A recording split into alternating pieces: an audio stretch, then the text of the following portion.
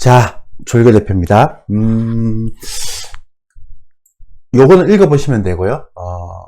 요것도 읽어보시면 되고, 구독, 좋아요 있죠? 알람 시청까지는 안 해도, 구독, 좋아요는 많이 눌러주세요. 그래야지만 이제, 제가, 그리고 이제 우리 김성권 이사가 또 좋은 시황을 계속 올려줄 수 있습니다. 저희 고객센터하고요, 언제든, 연락해서, 문의할 게 있으면 문을 보시면 됩니다. 종목 상담은 안 됩니다. 유튜브 제가 개편했다 그랬죠? 무료 시황에 대한 개편을 했는데, 제가 지난번에도 말씀드렸는데, 한 번씩 올리다가 주 2회로 업로드 하기로 했습니다. 저는 이제 매주 수요일 오전에 올라가고요. 김성권 이사는 매주 토요일 저녁에 올라옵니다. 원래 저희 유튜브 채널이 주말에 많이 조회수가 나오거든요. 그래서 제가 조회수가 많이 나오는 시간대는 우리 김성권 이사한테 양보했고요. 여기는 좀 디테일한 거, 그리고 약간 미시적인 거 이렇게 말씀드리고요. 저는 조금 긴 흐름, 그리고 이제 시황에 대한 전반적인 것들을 말씀드리려고 준비하고 있고 그렇게 계획하고 있습니다. 오늘 썸네일은 이건데요. 이제 이번 주가 되면 가장 큰 이제 증시 불확실성, 한국 증시 불확실성의 최대 변곡 구간에 이제 돌입했죠. 그러다 보니까 이제 투자 심리는 최악의 국면이고, 근데 이럴 때는 신중하게 접근해야 됩니다. 근데 이제 너무 신중하면 또 못 사고요. 좋은 주식. 신중하지만 냉철하게 접근하는 게 맞겠죠. 그죠? 국내에서 증시 수급부터 좀 말씀드릴게요. 지수선물 누적인데요. 제가 롤오버를 한 번도 얘기를 안 해드렸죠. 그죠? 근데 이제, 이번에 6월물이죠. 6월물 롤오버는 외국인들이 11,580 계약을 매도해서 끝났습니다. 근데 이제 장중에 이제 만기 이후에 누적된 게 또 이렇게 매도가 들어오면서 외국인들의 매도는 12,000 계약으로 지금 잡혀 있습니다. 한때 이렇게 올라갔다가 이렇게 떨어진 거기 때문에요. 근데 최근에 많이 떨어진 거에 비해서는 그래도 롤오버 포함해도 누적이 별로 많지는 않죠. 그죠? 최근에 한국경제TV를 보고 있는데 자꾸 이제 전문가분들이 나오셔서 외국인들이 선물 누적이 472계약밖에 없다고, 그 선물을 매도 안 한다 이렇게 얘기하시는데 그렇게 하시면 안 됩니다. 그러니까 6월 롤오버가 있기 때문에요. 지금 12,000계약이 지금 매도가 들어와 있는 상태입니다. 그거는 이제 좀 아쉽더라고요. 팩트를 정확하게 얘기를 해줘야 되는데. 그 다음에 이제 롤오버 현황이죠. 그죠? 이런 거 얘기 드렸고, 이번에는 미니 선물까지 또 제가 누적 수급을 좀 넣어 봤습니다. 근데 이번에는 미니 선물 같은 건 23,000 계약 이렇게 롤오버를 순매수가 들어왔었거든요. 근데 지금 역시 만기 이후에 11,900 계약에서 아직 미니 선물은 11,167 계약 정도 순매수고요. 지금 일반 지선물은 12,000 계약 정도 누적 매도가 되어 있습니다. 요즘은 예전 같은 경우에는 이제 선물을 공격적으로 막 매도해서 지수를 막 끌어들이고 막 이렇게 했는데 요즘은 그런 게 없어요. 왜냐하면 투심이 안 좋고 불확실성이 증가되다 보니까 그냥 거래만 없이 떨어지고 거래만 없이 올라가고 이런 겁니다. 그래서 77포인트씩 막 떨어지다가 거래가 없이 떨어졌잖아요. 매수 공백 상태로. 그러다가 어떤 또 호재가 나오면 또 급반등해버리고 막 그런 형태이기 때문에 지금 막 주가가 막 5% 4% 떨어진다고 해서 그걸 겁먹을 필요가 없죠. 왜냐하면 매도세가 수반되지 않는 하락폭이기 때문에 그런 거 이제 우리가 보통 얘기하는 짝퉁 하락 그렇게 얘기합니다. 그런 이유 중에 하나는 지수 선물이 개입이 안 되기 때문에, 그러니까 정말로 시장의 추세가 딱 개입이 돼버리면 현물도 현물이지만 지수선물이 먼저 선제적으로 효과를 딱 미치는데 지금 그런 형태의 흐름이 아니지 않습니까? 그죠? 네, 그래서 이런 거 보면 제가 형태로 보는 거는 그냥 지금의 그런 위로 올라가고 떨어지는 거는 단기적으로 막 150포인트, 200포인트 떨어지고 막 주가도 막 떨어지고 이렇게 하는 건 전부 다 공백 상태에서 거래대금이 지금 지난번까지만 하더라도 14조, 15조였다가 지금 한 4조에서 6조까지 떨어졌죠. 그러니까 거래대금이 없는 상태에서 떨어지는 거는 의미가 없어요. 이거는 그렇게 얘기되고요. 조금 걱정되는 건 뭐냐면 외국인들 현물 매도가 이렇게 돌아서질 않아요. 작년 3분기부터 시작해서. 제가 그때도 강의하면서 그랬잖아요. 계속 외국인들이 이렇게 매수를 엄청나게 해오던 그런 스탠스에서 갑자기 무슨 이유인지 모르게 2024년 3월부터 확 바뀌었다. 근데 이렇게 바뀌었던 추세가 안 돌았어요, 지금. 이게 이제 저는 굉장히 좀 부담스럽다라고 얘기하는 거죠. 물론 이제 기관들이 사주고 연기금을 사주긴 하는데, 그래도 이러면 안 되죠. 근데 가장 안 좋은 거는 예전처럼 기관하고 외국인들이 동시에 팔아버리는 거죠, 이렇게. 이런 건 진짜 가장 안 좋은, 추세적으로 가장 큰 문제가 있는 건데, 지금은 작년에는 외국인들이 사줬다가 팔았고, 지금 외국인들이 팔아도 또 기관이 받쳐주고 있고, 이런 형태이기 때문에 수급이 이렇게 예전에 막 시장 진짜 안 좋은 2021년 이때처럼 동시에 매도하는 그런 수급이 아니잖아요. 그죠? 그래서 외국인들의 매도세가 좀 멈춰준다면, 뭐 이런 형태, 이쪽에 그런 그 시장, 2021년 수급이 쌍끌이 매도했던 그 시장하고는 좀 다를 수 있다. 그렇게 말씀드리면 되고요. 코스닥은 여전히 얘는 어차피 심리가 작용하는 시장이니까요. 근데 코스닥도 외국인 기관 동시에 매도를 하고 있죠. 1분기 들어서. 그래서 요거는 심리가 좀 더 안 좋아집니다. 왜냐하면 작년까지만 하더라도 동시 매도는 없었어요. 코스닥 시장. 그러니까 기관이 막 거의 3조 정도 팔 때도 외국인들이 조금이라도 사주고 막 그랬기 때문에. 그러니까 물론 이때는 다 팔았죠. 코스닥. 근데 올해 1분기에는 외국인들 기관들이 동시 매도라서 아마 코스닥 시장이 훨씬 더 좀 심리적으로 안 좋아지는 느낌을 가질 수 있다라고 보시면 되겠죠. 월봉 보면 주위가 지금 개인들이 많이 팔고 있겠지만 그래도 외국인들도 많이 팔고 있고, 그러니까 즉 기관만, 특히 연기금이죠. 연기금만 받치는 시장이다라고 보시면 되고요. 좀 길게 봐서 연도별로 보면요, 요때 이제 이것도 제가 굉장히 얘기를 많이 드렸던 건데, 이때 이제 동학개미 운동 있죠? 그 동학개미 운동 때 개인들이 샀던 금액이 요거거든요. 거의 한 100조 넘었습니다. 110조 샀는데 그게 안 팔려요. 손절이 안 나오는 거죠. 특히 2차전지 섹터에서. 그래서 이게 손절이 안 나옵니다. 그러니까 이 개인들이 이 동학개미 운동이나 한번 지난번에 샀던 이런 형태에서 손절이 안 나오기 때문에 이제 이런 것들이 수급이 좀 빠져줘야 되는데 그렇지 않는다는 거죠. 그죠? 네, 그래서 자꾸 꼬이는 거죠. 수급적인 측면에서 보면. 그리고 이제 전체적인 학계에서 보면 조금 사는 것 같아도, 그러니까 2024년도에 외국인들이 11조 사고 그다음 2024년도에 1조 샀지만 조금 사는 것 같아도 결국은 이 전체적인 동학개미 운동 이후로 누적을 보면 그대로 매도 포지션을 취하고 있거든요. 단 이제 연기금이 올해 이제 기관이라 얘기하는데 이제 기관보다 연기금 조금 더 많습니다. 여기서 기관이란 건 투신이 팔고 연기금 사니까 이렇게 넷 순매수 구간을 보면 되니까 연기금이 올해 들어서 한 4조 정도 산다는 거. 왜냐면 작년에 연말에 미국 증시 연기금이 엄청 팔았거든요.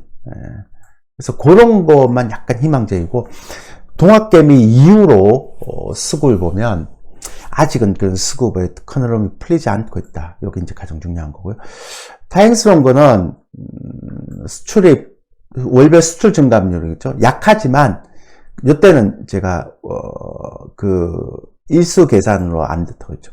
아직은 요 위에서 좀 버티고 있다는 거. 이것도 이제 조금 변수가 있죠. 이제 관세 트럼프가 내일부터 적용되면 또 다음 달에 이제 어떻게 될지 좀 봐야 되겠죠. 그죠? 네, 그런 부분이 있습니다. 그래서 이제 정리를 하자면, 미국 증시에서 제가 주목해야 될 핵심 포인트를 이렇게 말씀을 드렸는데, 제가 작년 연말부터 계속 그 얘기 드렸잖아요. 미국 증시는 밸류에이션 부담이 너무 많다. 이러다 떨어지면 엄청 떨어질 수 있다. 그 얘기를 많이 했고요. 그래서 워런 버핏 우리 아저씨께서 그만큼 현금 비중을 많이 올려놓은 거다. 그렇게 얘기 드렸고요.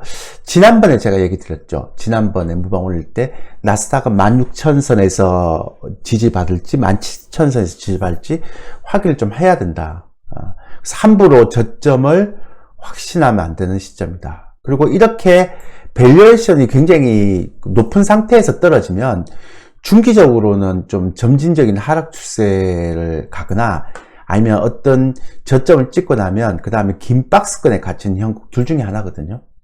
그래서 저는 작년 연말부터 여러분한테 계속 말씀드렸지만 미국 증시는 이제 정말 매력이 없다라는 얘기를 계속 드렸고요. 그 이유도 제가 말씀드렸죠. 엔캐리 자금이 이탈이 되면서 그동안 수익이 많이 나왔던 M7, 그러니까 매그니피션트 7이라고 해서 미국의 많이 올라갔던 대형 기술주 7종목이잖아요. 이게 이제 집중 타겟이 됐잖아요. 우리 연기금도 마찬가지 아닙니까? 작년 연말부터 미국의 빅테크 기업들 연말 집중적으로 매도하고 우리 증시, 상대적으로 싼 우리 증시로 들어왔다 그랬죠. 그랬음에도 불구하고 조금 우려스러운 점은 올 1분기에 미국 증시가 엄청나게 떨어질 때 국내 개인 투자자들이 한 14조 정도를 미국 증시에 샀습니다. 이유는 미국 증시가 불패, 한국 증시는 재미없어, 뭐 이런 느낌 때문에 산 것 같아요. 개인의 선택에 대해서는 제가 뭐 더 이상 얘기를 하지 않겠지만 뭐 이렇게 사신 분들 행운이 있기를 바라겠습니다. 총평. 미국 증시는 4월 달에 단기적인 저점 확인 후에 기술적 반등은 나올 수 있겠지만 중기 추세적으로는 저는 아까 위에서 얘기했던 좀 밸류에이션 거품 상태에서 떨어지는 형태는 점진적으로 하락 추세로 가거나 긴 박스권에 갇히는 경우가 많아서요. 권하지 않는 시장입니다. 미국은. 그래서 2025년도 미국 증시 투자 전략은 중소형주 위주의 선별적인 종목별 접근 가능하겠지만 뭐 지수 쪽을 배팅한다든지 뭐 그동안 굉장히 셌던 대형주 위주의 포트폴리오 구축은 저는 쉽지 않을 것 같다. 그게 이제 미국 증시의 저희 포인트입니다. 그래서 기술적 반등은 나오겠지만 박스권에 갇히거나 뭐 중기 추세적으로 보면 막 점진적으로 하락하는 추세, 그런 추세로 접어들었다라고 보시면 될 것 같습니다. 한국 증시에서 주목해야 될 핵심 포인트를 제가 얘기하자면 미국 증시보다 상대적으로 우위에 있었고 그 다음에 거래대금도 한 14조, 16조까지 올라갔잖아요. 지금 한 4조에서 6조 정도 되는데 근데 이게 갑자기 이제 불확실성에 대한 증가로 단기에 큰 폭으로 하락했습니다. 근데 제가 계속 말씀드리지만 공매도라든지 관세라든지 이런 거는 알려진 악재잖아요. 그죠? 알려진 악재는 단기적인 변동성이 있더라도 그렇게 오래는 못 가죠. 왜냐하면 미리 선제적으로 악재가 반영되어 있기 때문에. 근데 이제 불확실성에 대한 부분들은 증시에서 가장 싫어합니다. 그죠? 근데 이번 주가 지나면 이제 불확실성이 해소가 되죠. 어떤 방향으로 가든지 간에. 그래서 이 불확실성이 해소가 되면 펀더멘탈 측면에서는 확실히 미국 증시보다 우리나라 증시가 상대적으로 매력이 있잖아요. 그래서 연기금이 작년 연말에 미국 증시를 많이 팔고 우리나라 증시를 1월, 2월 달에 많이 샀던 이유도 그런 거라고 생각이 되는데, 근데 이제 그럼에도 불구하고 이런 불확실성이 있다 보니까 수급 측면에서는 연기금을 제외한 다른 수급 주체는 거의 관망이죠. 그리고 연기금도 지금은 저점에서 받치는 정도의 소극적인 시장 개입을 하고 있습니다. 그래서 거래대금이 대폭 줄고 있고요. 투심도 약화된 형국이죠. 근데 이럴 때 뭐가 문제인가 하면 매수가 없잖아요. 그러니까 보통 정상적인 시장에서는 어떤 사람이 매도를 한 1억을 하면 매수도 한 8천만 원 해줘야 되거든요. 그래서 그걸 통해서 이제 시장이 약세 국면인가 강세 국면인가 이걸 알아요. 그래서 내가 매도를 한 1억 했는데 매수는 한 8천 정도 하면 마이너스 2% 이렇게 떨어지는 게 일반적인 통상적인 형태거든요. 근데 지금은 이렇게 불확실성이 증가되다 보니까 매수 공백이 되죠. 그럼 어떻게 되는가 하면 매도는 1억이 아니라 한 6천으로 줄어요. 옛날보다 더 줄어요. 매도하는 것도. 근데 매수는 8천이 아니라 2천으로 줄어버려요. 그러니까 매도가 더 줄어들었음에도 불구하고 매수가 현격하게 줄어드니까 마이너스 2%만 빠져도 되는 주식이 마이너스 4%, 마이너스 5%까지 빠지는 거예요. 그러면 매수세가 없기 때문에 큰 폭으로 하락이 나오는 것들에 대해서 우리가 정상적인 시장에서 이 종목은 한 5% 왜 빠지지? 무슨 악재가 있나? 이렇게 생각을 하면 안 된다는 거죠. 이건 그냥 매수 공백에서 나오는 하락세이기 때문에. 근데 이게 이제 불확실성이 증가되고 호재가 되면 다시 매수 공백으로 나온 이 허하락이라고 하죠. 허스 하락이죠. 이런 것들은 또 급반등할 수 있거든요. 그러니까 이게 왜 문제가 되는가 하면 시장 종목이나 시장의 힘의 강도로 시장을 전망하는 사람들 입장에서는 그 전망치가 어렵게 한다는 거예요. 매수 공백으로 허수의 하락세가 나오기 때문에. 그러니까 그런 게 이제 지금 우리 시장에 나오는 거죠. 그러면 이제 이 매수 공백이 해소된 시점이 언젠가? 불확실성이 해소되면서 외국인의 매수 시점이 들어오고 공격적으로 안 돌아야 됩니다. 매도만 금지되고 매수 시점이 조금이라도 들어오고 연기금은 어차피 공격적인 매수 시점이 들어오면 그게 가능하단 말이에요. 그래서 저는 지난번에도 말씀드렸죠. 나스닥은 16,000, 17,000 정도인데 우리 증시는 2,300, 2,400 그리고 2,900, 3,000 요게 될 것 같다. 그리고 불확실성이 해소가 되면 중소형주나 옐러칩 위주의 종목 장사가 될 것 같다. 전 대형주 올해는 그렇게 크게 많이 못 간다라는 얘기를 계속 드리고 있습니다. 그래서 제가 지난번에도 2,300, 2,400, 2,900, 3,000이기 때문에 너무 무리하지 말자. 어제 저희 그 유료 회원들도 한 종목을 16% 수익 나고 팔았어요. 더 갖고 있어도 되는데 자꾸 이제 조금 비중을 줄여놓고 좀 확인하고 살려고 그렇게 했습니다. 제가 작년에 말하고요. 올해 초에 1분기를 통해서 한국 증시의 교훈을 제가 몇 가지를 좀 느낀 게 있어요. 특히 이제 일반 대중들이 일반화되는 관점을 특히 조심하자. 대중들이 관심을 가지고 모이는 섹터는 조심하자. 이렇게 얘기했죠. 제가 작년에 그런 얘기 드렸잖아요. 이게 사람들이 미국 장에 대해서 이제 너무 광적인 추종을 한다. 예전에 배터리 아저씨 얘기할 때 제가 그 얘기 드렸죠. 그 고점일 때요. 2차 전지를 제 주변 사람들도 그런 얘기를 했다고. 너무 배터리 아저씨에 대해 광적인 어떤 충성도 그리고 맹목적인 믿음 그런 거를 너무 많은 일반 대중들이 가지고 있다. 근데 우리 한국 증시는 어떤 대중들의 쏠림 현상이 일어나면 절대로 안 된다. 그거는 이 증시 역사가 보증하는 것이다. 이런 얘기를 많이 들었잖아요. 그죠?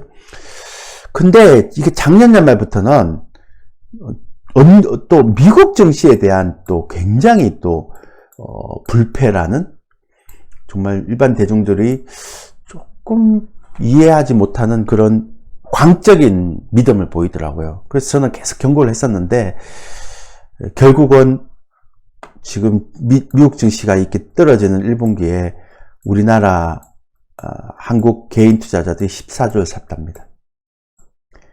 모르겠습니다. 저는. 어쨌든 거기까지 얘기하고요. 더 얘기하면 저 역시도 머리가 아프니까. 그리고 이제 시장 내에서 지수의 흐름이나 종목의 힘의 강도를 통해서 지수의 시장의 향후 전망에 대한 정답을 찾으려고 하자. 이런 거죠. 요즘 안 되죠. 왜 요즘 안 됩니까?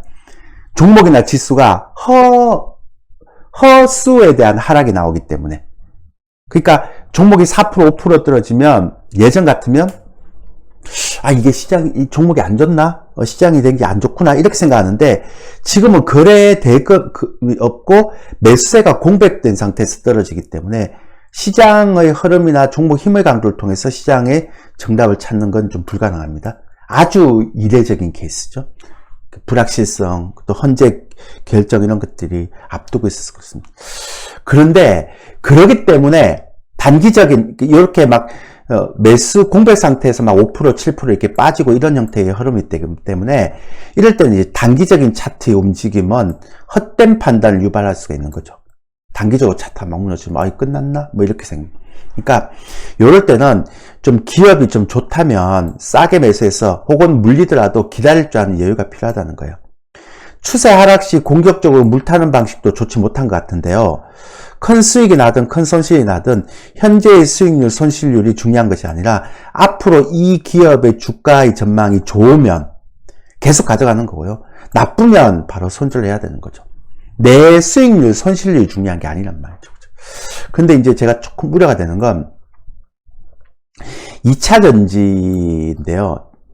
최근에 저도 이제 그런 생각을 못 했는데 최근에 이렇게까지 팬덤이 강할까라는 생각을 했던 이유가 2차 전지가 많이 물려 있잖아요. 그죠? 근데 그런 사람들하고 얘기를 해보면, 물론 3월달입니다. 3월달에. 어떤 생각을 하는가 하면, 절대로 나는 못 팔아. 난 죽어도 안 팔아. 뭐 이런 생각을 굉장히 많이 가지고 있더라고요. 그때 왜 2차 전지가 이게 몇몇 종목들이 반등 나올 때 있잖아요. 좀 줄이고 막 그럴 때 절대로 안 판다는 거예요.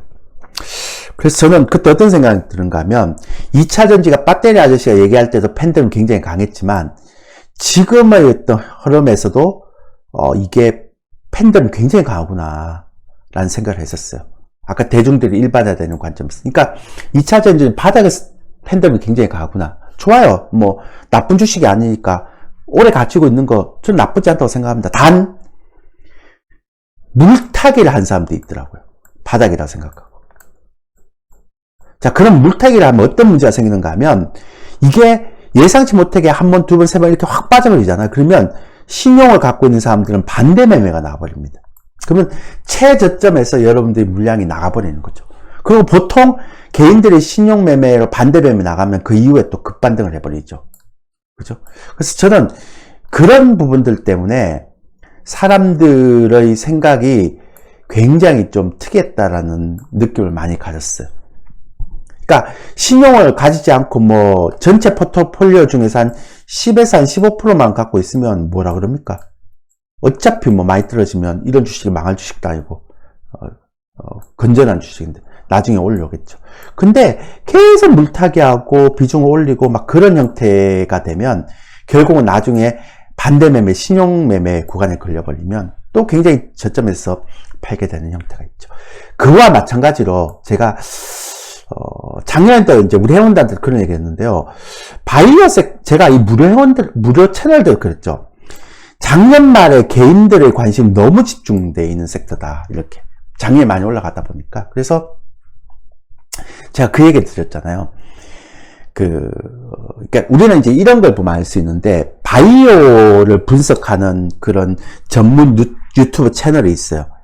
그 채널에 구독자가 막 올라가고 조회수가 막 올라가고 막 그런 형태의 흐름이 보여지잖아요. 그죠? 그러면 조심해야 돼요.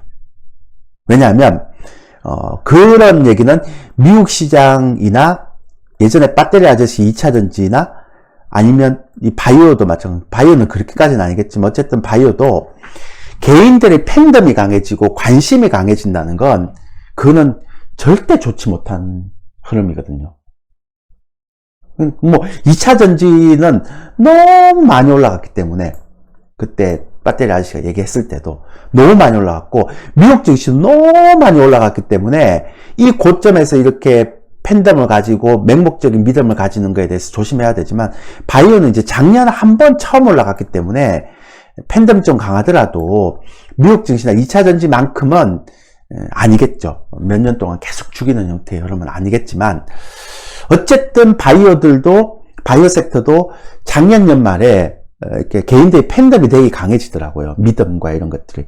그래서 바이오 유튜브 채널의 영상의 조회수가 막 올라가고 구독자 급속하게 올라가는 거 보고 이것도 좀 문제가 생기겠구나라는 생각을 했는데 아니나 다를까. 그래서 제가 오늘 시황을 얘기하면서 자꾸 여러분들한테 1번, 2번이 되게 중요하다라고 얘기를 했던 형태가 바로 이런 거거든요. 그래서 전문가가 시장을 분석하는 것도 중요하고, 뭐, 수급도 분석하는 게 중요하고, 공매도, 신용장고 분석하는 것도 다 중요하지만, 지금 같은 흐름에 있어서는 대중들의 심리를 분석하는 것도 굉장히 중요해요. 그게 이제 여러분들이 좀 갖춰야 되는 형태의 흐름이다. 이렇게 보시면 되겠죠. 그죠? 그래서 저도 이런 다른 유튜버들 보면서 어느 섹터에 관심이 지금 굉장히 많은지 이런 것들이 나오고 체크하고 막 그렇습니다. 그러니까 이게 휴먼 인덱스라고 보통 얘기하는데 우리들 말로는 좀 그런 것들을 잘 맞는 경우가 많습니다. 특히나 지금처럼 불확실성이 증대되는 구간에서. 그래서 이번에 미국 증시가 급락할 때 한국의 개인 투자자들이 14조를 3개월 만에 샀다는 얘기 듣고 이건 너무 좀 쏠림이 강하다 그런 생각을 좀 많이 했거든요. 그래서 어쨌든 그런 것들을 조금 우리가 좀 눈여겨보자 라는 생각 때문에 교훈을 올려놨습니다. 그렇죠? 됐죠? 이 정도면. 그래서 다시 한번 말씀드리지만 앞으로는 주 2회 올라갑니다. 저는 이제 매주 수요일 오전에 올리고 김성근 이사는 매주 토요일 저녁에 올립니다. 그래서 주 2회로 개편됐으니까 많은 관심을 보여주시고요. 계속 말씀드리지만 여러분들이 구독과 좋아요를 많이 눌러주시지 않으면 우리 김성권 이사나 저나 힘이 안 빠지겠습니까? 아무래도 인간이니까, 그죠? 예, 그러니까 그렇게 해주시면 고맙겠다. 안 해주시면 어쩔 수 없죠. 해주고 안 해주고 여러분들 마음인데 안 해준다고 제가 뭐라 그러겠습니까? 이왕이면 해주시면 좋겠다. 그 얘기를 하는 거죠. 자, 제 강의는 여기까지 끝내겠습니다. 이번 주 토요일 날 김성권 이사 강의 많이 기대해 주세요.